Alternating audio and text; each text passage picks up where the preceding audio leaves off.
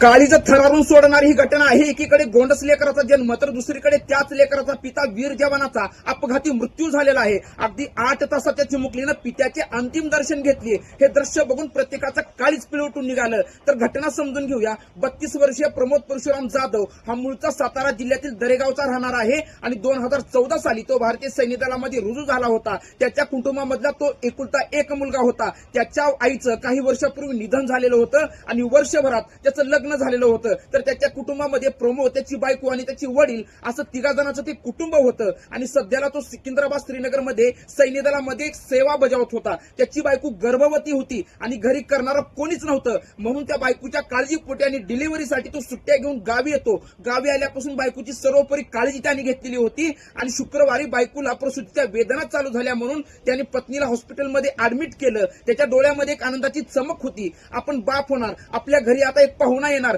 परंतु ती आनंदाची चमक जास्त काळ टिकणारी नव्हती, कारण नियतीच्या मनात काहीतरी वेगळंच चालत होतं।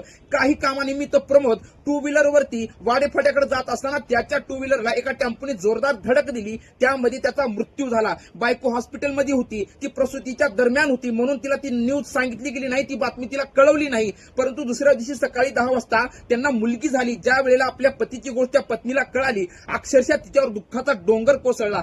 एकीकडे प्रसूतीच्या वेदना तर दुसरीकडे पती गेल्याचं दुःख, या दोन दुःखाच्या टोकामध्ये ती स्वतःला सावरण्याचा प्रयत्न करत आहे। ज्या वेळेला पतीच्या पार्थिवावरती पुष्पांजली वाहण्यासाठी ती जाते आणि आक्रोश करते, त्यावेळेला प्रत्येकाचं काळीच थरारून निघालं, कारण त्या पत्नीचा आक्रोश आणि त्या शांत निरागस मुलीची झोप बघून प्रत्येकाच्या डोळ्यात न कळत पाणी आलं, प्रत्येकाचं काळीच थरारून निघालं। ही घटना बघून संपूर्ण जिल्ह्यामध्ये शोककळा पसरलेली आहे।